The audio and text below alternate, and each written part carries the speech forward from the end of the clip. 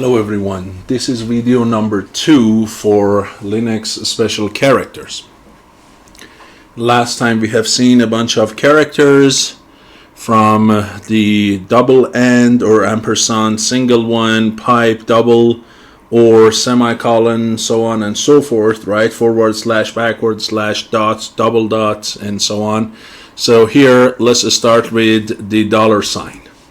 So what does dollar sign do? Dollar sign basically is what we call for variable expansion. Well, what does that mean? So here I want to define a variable, and this is by the way the first time I'm showing you how to define a variable in a shell. So let's say I say my name equals, and then in double quotation, Mehran. Okay, I created a variable now called my name. Okay, now if you say, hey, what is my name? It's not going to give you anything. You expect it like in MATLAB, if you do that and then say my name, it is going to print the value of that variable for you, but not here. Okay, but if you just add a dollar sign behind it, now look, it gives you that variable, as you can see, right? It at least gives you a variable, but say, hey, this is not really a command, so it can do a little bit picking on you, but clearly it returns that thing for you. So if I want, I can put it in an echo and say, hey, echo, now that one. So now it knows echo is a command, and now it says, hey, my name. So look here. Now it shows that, or if I want, I can basically go ahead with something like this. Put it in the double quotation, and now you see it says my name is Mehran. So this is to show you the value of a variable by putting what? A dollar sign behind the name of the variable. Now you can get the value. By the way, one thing I want to emphasize is this. Here, this very first line, right, where we did this, make sure when you define a variable, you immediately start with the equal sign and immediately with the name of the variable.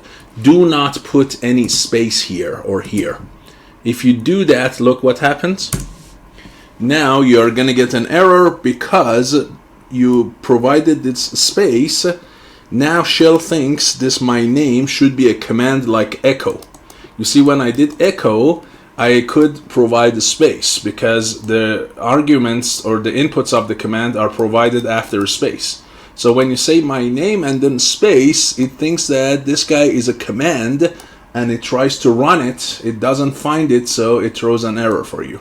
So when you want to define a variable, make sure that the variable name immediately start with equal sign and absolutely no space after that. Okay, yeah, so this is something to pay attention to. So this was the dollar sign. What else? Another one is dollar sign with parentheses. This one we had this before, but I just want to tell you one more time. This is to substitute the value of a command. For instance, you want to print today's date, huh? So you say echo, and then what? You say today is. Now remember, there was a command date in MATLAB, right? If you did the date, it will basically show you today's date in full. Now I want to get all of that, and I want to add it to this extra text that says today is. Now if I just say date, look what happens. If I just say that, of course it just treats this date as a pure text and writes it. But if I want to run it as a command and returns the result of that, which is this guy, into this text and substitute it into this text, I have to do this, but I have to provide a dollar and parentheses. That means whatever is inside that, treat it like a command, get the result of that, and substitute it in this text here. Look, today is Tuesday, November 25th, right? So this is what this dollar parentheses is, what we call command substitution. Okay, so these are so far what these are a few of them. So dollar parentheses defining a variable. You know that the double quotation is basically to preserve the text and everything.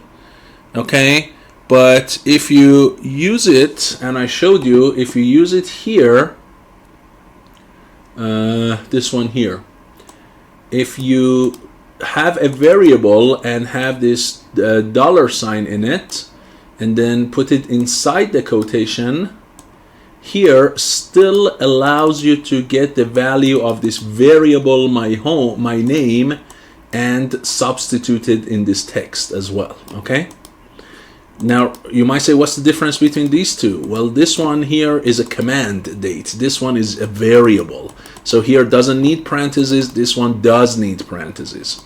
Another thing you can do is, remember, there is such a thing, a variable in your Linux called user. And if I provide a dollar sign with that, this one, look, it gives me what? It gives me the user. Or for instance, there is another one called home. Right? Again, this is a variable. And you can see that it provides it. So if I want to put them all in one text, I can say, hey, echo, and then I say user is, and then dollar sign capital user, and pay attention, this should be all capital letters.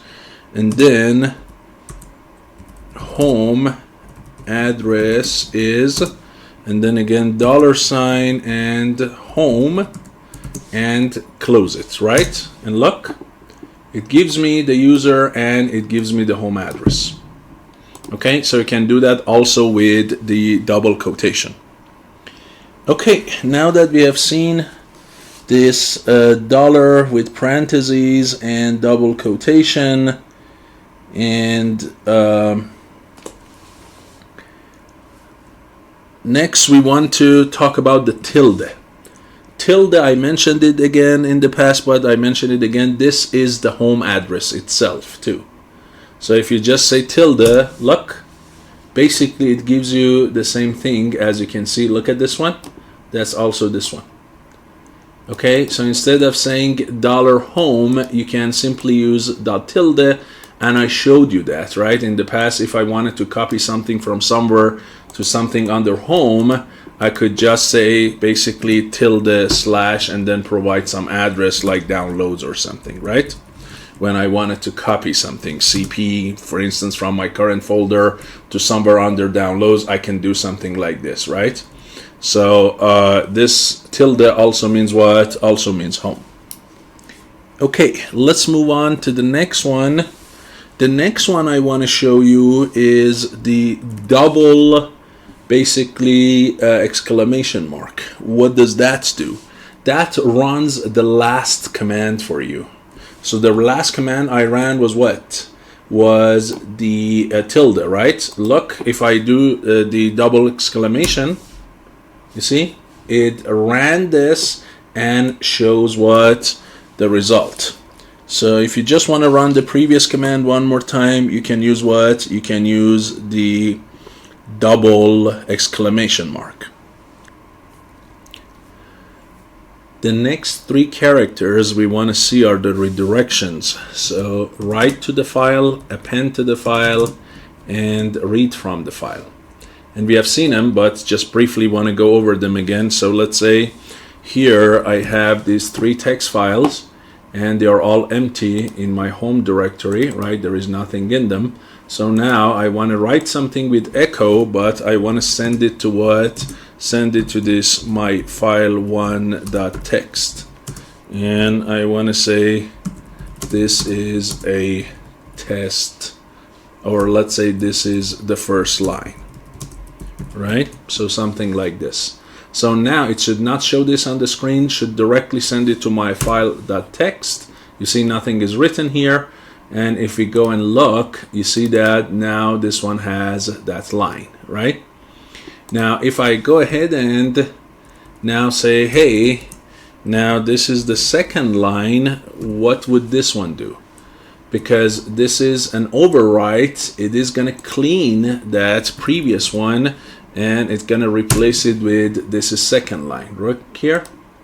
So you see that this is what this is replaced. Okay, yeah, and it seems like I had a typo too. Okay, now if instead let's say here I want to append something, so I want to say third line, I use the double redirection like this. Now this is not going to clean the previous one, it's just going to add this one to it like this, huh? So let's go ahead and see, and you see now this is added. And by the way, yeah, it got my typo too, of course. So this is what this is, the appending and writing to the file. Now if I want to read from this file and show it on the screen, I use the cat command. I'm not going to use the echo. I said cat read from this file, which is called my file1.txt. Read whatever is in it and show it on the screen, and there we go. You see? So these three are for writing, overwriting, and reading, right? Called redirections. Okay, let's go for next one. The next one we're gonna see is the person sign. A person sign is used for what we call a job control. Well, what does that mean? So here, let's say I give this shell a few commands. Sleep again. So I say sleep for, I don't know, 300 seconds, and ampersand. Remember, ampersand means send it to the background so I can type in further commands. And I enter, and it gives me a job ID, right? A PID or process ID. And then I say now go ahead and do another one for 400 seconds, and again send it to the back. There we go. So this is the ID for this 400 seconds, right? And you see that each one of them has a PID, correct? And each one of them has a job number. So this is the job number. It's in this case 1 or 2. So if I want to, let's say, kill one of them, not both of them, let's say I want to kill this second job using the job number for it, I can do that. By the way, let me show you a command that you have not seen. Is called jobs. So if I say, hey, give me jobs, look, it gives me the two jobs that are currently running. One of them has a plus, means it's the current job. One of them has a negative, means it's the previous job. Now let's say I want to stop one of these, huh? So what do I say? I say kill, and then what? Person 2. Kill job number 2. Stop that job, right? Look here. Okay, what did it do? Well, let's go back to the jobs. You see that this 400 one is terminated now. It's not working, and I can do a similar thing with now. Okay, go ahead and kill job number 1, and it did that. So now if I look, they are both terminated, right? If I do it one more time, it should not show anything. Okay, so once you have a job number by %sign, you can refer to the number of that job, and you can pass it to a command like kill or any other command that is used for dealing with jobs. I'm gonna have a separate video and talk about jobs a little bit more, but this person sign is for job control. Okay, what else do we have? One of them is, of course, the £sign. As you know, the £sign is to basically add a comment, right? So here I say reading content from a file. Now this part here that I added after the £sign has no effect on anything. It's only this part that is going to run. The rest of it is just going to be comments. Look, it has no effect. I can type whatever I want after this because this is just explanation or comment. So a £sign, as you know, is simply what? Is simply a bunch of comments here. Okay, The next two that you have seen a little bit, and I want to talk about them a little bit more, are the asterisk and the question mark. If you remember when we talked about the search, right, and matching the results or something, one of the things we did was said, hey, find for me everything that is star.txt, right? Or basically that means whatever file, as long as there is a text in them, or if there was a few characters that I knew, I would just use what? I would just use a question mark. So how do I go ahead and use that over here? Let me show you that part. Okay, so here you can see that, for instance, I have 3 files that have extension, or 4 that have extension .txt. So if I, instead of looking for all files and folders, in this case files, I want to only look for the .txt, I say ls and then what? Star or asterisk .text. So only look for the ones that have extension .text. The name of them doesn't matter as long as the extensions are .text. And there we go. You see, it brings all of them. Now, this is when I don't know a whole word, right? A whole word, my file 1, wget, whatever. Now, if I only don't know one character, or I'm just missing on one character, so I don't know, I know it's my file, but I don't know whether it's my file 1, 2, 3 or anything, then I say what? I say my file, and then instead of asterisk, I use a question mark. Means that character after my file, one single character, is what I don't know. The rest of it, I know everything. Just one character, find anything that can be made by replacing that question mark with any other character and bring them to me. And you see now it brings only this guy because they share everything here except for that question mark, which is replaced by 1, 2, or 3 or anything else. So you see, asterisk is to replace a whole word, and basically question mark is to replace a single character. Okay, the last character that we want to talk about is brackets. So we have seen parentheses and curly braces. What about brackets?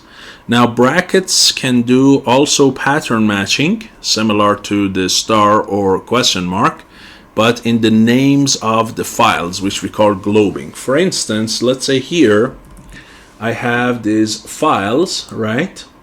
And so I want to find these files and show them on the screen, and I'm looking for a pattern. In this case, you see the numbers in the name of these files follow a pattern.